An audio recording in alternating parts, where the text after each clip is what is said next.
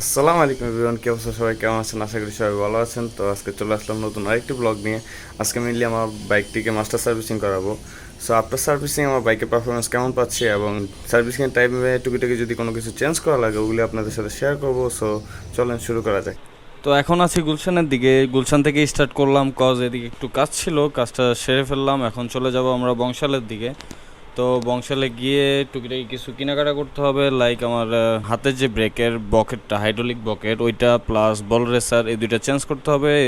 আমার মনে হয় ওই দুইটার প্রবলেম আছে, তো ওই দুইটা কিনবো। দেন টায়ারটাও চেঞ্জ করতে হবে। টায়ারটা কিনে দেন চলে যাব সার্ভিসিং করানোর জন্য এলাকার দিকে। তো চলেন যাওয়া যাক।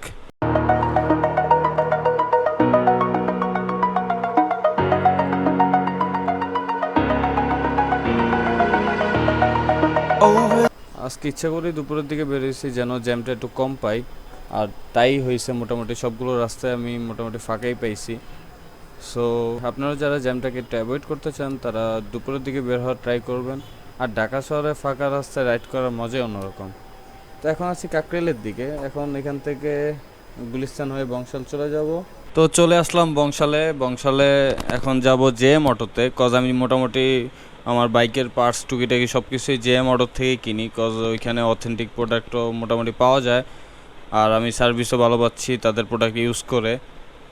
সো তারা মেইনলি সুজুকির মোটামুটি সব পার্টসই তাদের কাছে পাওয়া যায়, অরিজিনালি পাওয়া যায়। তো চলেন জেএম অটোতে যাওয়া যাক। বাইকের পার্টস দুইটা কিনে ফেললাম, বকেট আর বল রেসার দুইটা মিলে পড়লো 900 টাকা। তো বকেটের দাম পড়ছে 400 আর বল রেসারের দাম পড়লো 500। এই যে তাদের আরেকটা শোরুম, তাদের এখানে দুইটা শোরুম, একটা হয়েছে মেইন রোডে আর একটা হয়েছে গলির ভিতরে। তো এখন যাচ্ছি টায়ার কিনতে। দেখি টায়ার যদি বাজেটে হয় তাহলে দুইটাই কিনবো, আর না হলে পিছের চাকাটা জাস্ট চেঞ্জ করব। তো চলেন টায়ারের দোকানে যাই। তো টায়ার কিনে ফেললাম। টায়ার সামনেরটার কিনা হয় নাই, কজ বাজেট একটু শর্ট ছিল, তাই পিছেরটাই কিনলাম, যেটা 140/60/17। তো এটার দাম পড়লো 4500 টাকা এমআরএফ টায়ার। আর 300 টাকা জেল কিনলাম। ওভারঅল 4800 টাকায় ফিটিংস সহ আর কি কিনে ফেললাম। তো এখন যাব ফিটিংস করাতে। তো চলেন ফিটিংস করিয়ে দেন সার্ভিসিংয়ে চলে যাব। তো এখন আছি টায়ারের দোকানে। এখানে মোটামুটি সব ধরনের টায়ারের কাজ করা হয়, প্লাস চাকার টাল থাকলে ওইটাও সারানো হয়। আমিও আমার চাকার টালটা একটু সারিয়ে নিচ্ছি। তো ওনার সাথে কথা বলতে বলতে ভালোই লাগলো, উনি অনেক আন্তরিক। তো আমি আমার ব্যাপারটা শেয়ার করলাম যে আজকে মাস্টার সার্ভিসিং করাবো। তো একটা মেসেজ সাজেস্ট করলো, বললো যে ওনার পরিচিত একজন ছোট ভাই আছে, উনি নাকি সুজুকিতে আগে জব করতো। তো দেখি তার সাথে কথা বলি, যদি ভালো লাগে তাহলে তার কাছে এই কাজটা করাবো। আমি এখন আসছি বংশাল পাকিস্তান মাঠ, এই গ্যারেজে আজকে আমি আর কি মাস্টার সার্ভিসিংটা করাচ্ছি। এই যে উনি প্রেম ভাই, যাকে সাজেস্ট করবো আর কি, যিনি আগে সুজুকিতে জব করতো। তো তার কাছে আমি আর কি সার্ভিসিংটা করাচ্ছি। কেমন হয়, ভালো হলে অবভিয়াসলি আপনাদেরকেও সাজেস্ট করবো। Over the edge, feel like I'm floating through the air.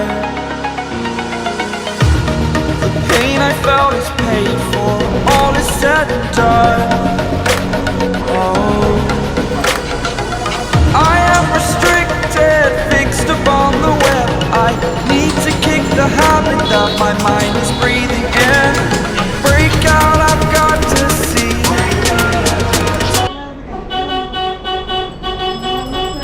বল রেসারটা লাগানো হচ্ছে।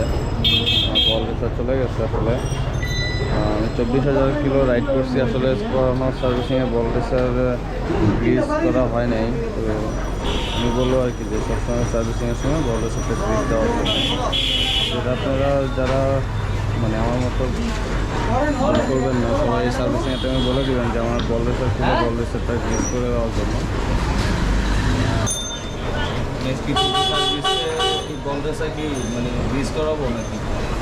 এটা নেক্সটে না, এটা 6000 কিলো পর পর জিজ্ঞেস করে। আর 12 কিলো পর এটা মনে করেন যে আপনার 2-4-6 মাসে জিজ্ঞেস করে না। এমনি তো নির্দিষ্ট কোনো কিলোমিটার আছে যে চেঞ্জ করার? শোরুমি অনুযায়ী আপনার কত ওই 13-14,000-15,000 কিলোমিটারের আর কি বল রেসার লাগে।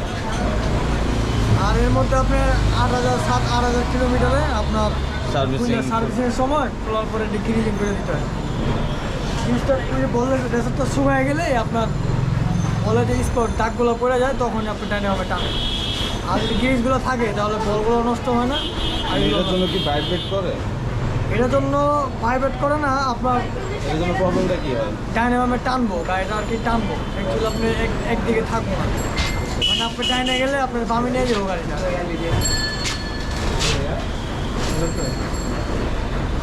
ভাইব্রেট করার ব্যাপারটা হলো চাকা যদি হাওয়ার প্রেসার যদি কম থাকে চাকা যদি আপনি একটা ফাউলি মারা দেবেন পারবেন না, কর্নারিং এর কনফিডেন্টটা থাকবে না আর কি, কনফিডেন্ট পাওয়া যাবে না। I'm on my own, broken and alone. I feel the rain crashing down all around this empty town. I'm searching for the lost and found, but you don't care, you're unaware. Keep moving like the scars aren't even there. It's in the air like a blazing flare. Don't stare 'cause the flames will burn us. I thought you were the one for me. That's why I gave you everything. Held you close by the stormy seas. Oh, you meant the world to me. হ্যান্ডেলে যে কি জন্য করতেছো? আর এখানে অনেক সময় পানি পড়া আপনার হ্যান্ডেলের জায়গাটা জং হয়ে যায়, তখন অ্যাক্সিলেটার জাম হয়ে যায়। বৈশালী যে আসি জিনিসটা ক্লিন হবে, অ্যাক্সিলেটার ক্লিন হবে। এক্সিলারেটরটা ফ্রি থাকে আর কি। দেখ আজকে অনেক কিছুই জানতে পারতেছি ভাইদের কাছ থেকে। এখানে আসলে সবাই অনেক আন্তরিক, সবাই অনেক হেল্প করতেছে, অনেক কিছুই মানে বলতেছে কোনটা কী কাজ করে এই আর কি। আপনারা চাইলে আসতে পারেন, এসে ঘুরে যেতে পারেন, আপনাদের বাইকও এখানে সার্ভিসিং করাইতে পারেন।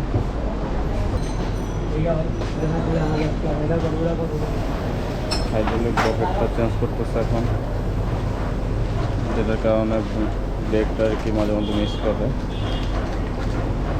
এটা কি আর কোনো প্রবলেম করে এটার কারণে ভাই? এটা হলো বাকেট, ঠিক আছে? এই যে সিলগুলো দেখতেছেন না, দুটো সিল, এই সিলগুলো চেপা যায়, চাপার কারণে মিস করে আর তেলগুলো বের হয়ে যায়, এই কারণে আপনার ব্রেকটা লেগে যায়। এখন এটা জিনিসটা নতুন এটা লাগাচ্ছে, এটা আবার কোন জিনিসটা চেপে যায়? এই সিলগুলো আস্তে আস্তে চেপে যায়, ভয় আছে না, সেই কারণে আর কি মিস করবেন। যে কয়েল কি আছে ঠিক না, ব্রেক অয়েলটা হয়েছে কি আপনার, এটা যেহেতু আগেরটা ছিল, এটা ব্রেক অয়েলগুলো ফালাই দিয়া নতুন অয়েল দিয়ে দিবে, কারণ ওইগুলো এখানে গাছ জমা আছে, এটা ওয়াশ টেস্ট করে দিতেছে।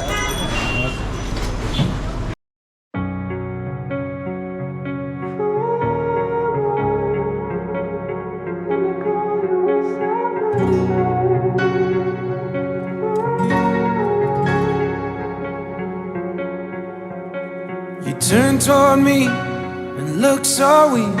I've never seen you with such tired eyes. And everything we said we'd be, we just traded for a suit coat and a tie.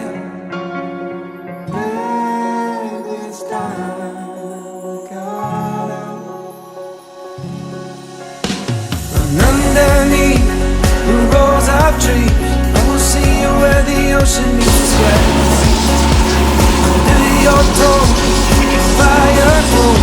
You are ready for a different kind of life. বাইকটা একটু modify করার জন্য আমি একটু lighting লাগাইতেছি আর কি। তো chain light কিনছি, একটা ব্লু কালার, একটা হোয়াইট কালার, বাট ওটা চেনের মধ্যে লাগাবো না, একটা লাগাবো দেখি হেড লাইটের হেডে লাগাচ্ছি, একটা হেডে আরেকটা কোথায়, দুইটা হেডে। A broken glass while I'm thinking in my head. I mind my own, I don't even break a sweat. এই যে সামনে পাকিস্তান মাঠের মোড়, আগে ছিল পাকিস্তান মাঠ, এই যে মাঠটা এটার নাম ছিল আগে পাকিস্তান মাঠ, এখন হচ্ছে বাংলাদেশ মাঠ। পাকিস্তান মাঠের মোড়ের সেইভাবে দিয়েছিল হবে কখন মোটরসটা কোন দিবে তারা দেখায় দেবে। এই যে তাদের ওয়ার্কশপটা ভিতরে জায়গা আছে, মেনলি ফার্স্টে তাদের ভিতরেই গ্যারেজটা ছিল আর কি। তো এখন তারা আর কি সামনে বাইরের অংশটুকু নিয়ে নিচ্ছে, এখনও ডেকোরেশন করা হয়নি, ডেকোরেশনটা বললো আমাকে যে কিছুদিনের মধ্যে করে ফেলবে, নেক্সট সার্ভিসিং ইনশাল্লাহ ডেকোরেশন সহ পাবো বললো আর কি। আর তাদের সবাই অনেক আন্তরিক, বিশেষ করে ইব্রাহিম ভাই আর আরমান ভাই দুজনে আসলে অনেক আন্তরিক, প্লাস আমি তাদের থেকে অনেক কিছু শিখতে পারছি, বাইকের ব্যাপারে অনেক কিছু জানতে পারছি, অনেক এক্সপিরিয়েন্স হলো তাদের থেকে। ইব্রাহিম ভাই বাইক চেক করতেছে, আরমান ভাই আমার লাইট ঠিক করতেছে। লাইট ঠিক করতেছে বলতে লাইটের মধ্যে বিয়ে বাড়ির লাইট লাগাচ্ছে। বিয়ে বাড়ির লাইট বলতে এলইডি লাইট আর একটা সাদা কালারের এলইডি লাইট, এই দুইটা জিনিস আর কি আরমান ভাই লাগিয়ে দিচ্ছে। আরমান ভাইকে অসংখ্য ধন্যবাদ আর সুন্দর একটি ডিজাইন করে দেওয়ার জন্য। আমার কাছে আসলেই জোস লাগতেছে ডিজাইনটা। আপনাদের কাছে কেমন লাগতেছে আপনারা অবশ্যই কমেন্টে জানাবেন। ওনাদেরকে ওনারা মুরগিও পালে। I'm on my own, broken and alone. I feel the rain crashing down all around this empty town. I'm searching. Servicing শেষে এখন বাসার দিকে চলে যাচ্ছি। আজকে সার্ভিসিং করাইতে করাইতে অনেক লেট হয়ে গেছে, 9:30 বেজে গেছে অলরেডি। তো আজকের জন্য এখানেই বিদায় নিচ্ছি। আর সার্ভিসিংটা আমার থেকে আসলে অনেক ভালো লাগছে, কজ এখন চালে আমি ভালোই পারফরমেন্স পাচ্ছি, বাট অল্প কিছুক্ষণ চালে আসলে ওইরকম বোঝা যাবে না। 2-1 দিন চালাইলে আরও বেটার বোঝা যাবে সার্ভিসিংটা কেমন স্যাটিসফাইং ছিল। তো আমি ট্রাই করবো নেক্সট ব্লগে বলার জন্য আমি কেমন পারফরমেন্স পাচ্ছি। সো আজকের জন্য এখানেই বিদায় নিচ্ছি, দেখা হবে অন্য কোনো ভিডিওতে। স্টিল দেন সবাই ভালো থাকবেন, সুস্থ থাকবেন। আসসালামু আলাইকুম, আল্লাহ হাফেজ।